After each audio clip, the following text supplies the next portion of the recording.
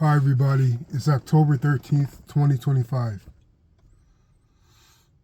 Um, the structure of modern society in general is kind of a tiptoe around uh, volatile issues. It's a tiptoeing around self-care. It's a tiptoeing around broaching sensitive subjects. And by all this tiptoeing that we do, we make it harder to approach ourselves in honesty. It's harder to relate to others because we hide our turmoil inside from ourselves because we have been taught that the tools to do so are too arduous to get to, or there's are many just believe simply that there's no point to it anymore because this can't be accomplished. And I can understand that rationale, but there are many ways to healing.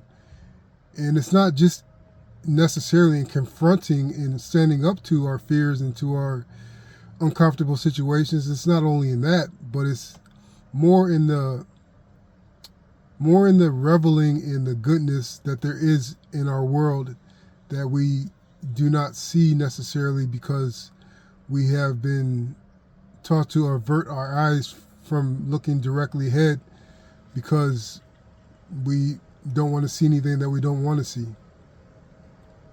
And so this brings me to my subject of the price of isolation and not letting it take away or diminish our humanity. When somebody's isolated, um, they start to shut down parts of themselves that were more sensitive to relationships or more sensitive to the nuances of their reality. And so this shutting down systematically keeps on inching closer and closer to this person's consciousness. And so what happens is that sooner or later they cannot see that far in front of them or that far around them because they have shut down their sensory apparatuses, be it spiritual, emotional, mental, or educational. They have shut these down because they have become isolated, and it's become too painful to reach out that far because there seems to be nothing there or no one there for them. And so what this does is it shuts down your reactions to being a human, to your humanity. And so you start to become a ghost to yourself in a sense. And what used to be joyous in your life, even by yourself, is pretty normal, and it doesn't impress you anymore. It doesn't give you what it used to give you. And so when this happens, even if there's no one around you, what helps is to actively live a life where you are appreciating the very little things that you still have. You may have shut down already. The process may have already started a long time ago, but to get back to a healthy spot in your life, even in the midst of isolation, is to analyze what graces you still have, because we all still have graces no matter how shut down we have ourselves, how we have shut down around ourselves, around our spirits, around our mind. There is still always things to be grateful for. So when people tell you to be grateful, it's for a reason. So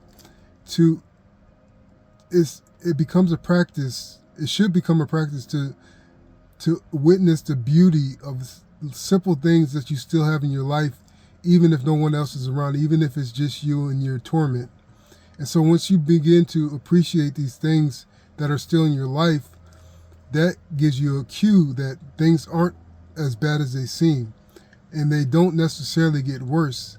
And they don't necessarily always trend in a negative way. So once these thoughts start permeating through your mind, you start to open up more, and you open up more. And you still may not find somebody else in your life that's significant, but as you keep on opening up and you keep on being impressed by your station in life, things become less painful, things become less hopeless.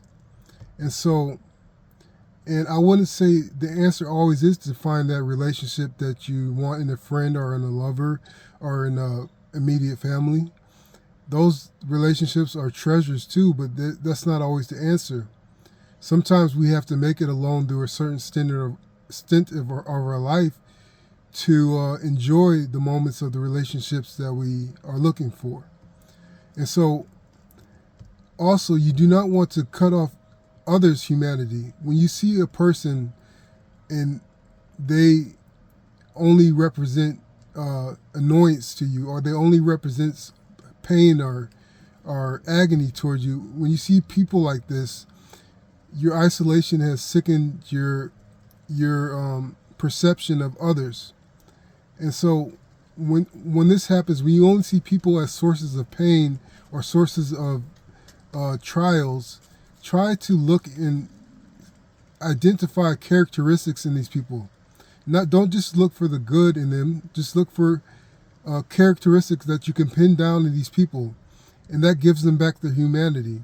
And once you can see the humanity in the others, if you haven't already seen it in yourself, once you can see the humanity in others, you get to see it in yourself, and this brings peace and this brings space into your consciousness, into your involvement with your life. So isolation could be the stage that sets arduous life for you. It could be isolation could be the stage that sets a friction with life that is unpleasant. But if you are in isolation and there's no way to get out,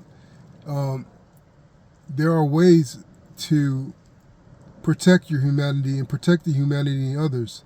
It just takes time. It just takes a certain awareness and focus on the light that is within yourself and the light that is within others to break the effects of isolation. And eventually you will find yourself free of isolation, because that is a state that is very fragmented, and it cannot last forever, no matter if it seems like it can. So I hope this helps. Thanks.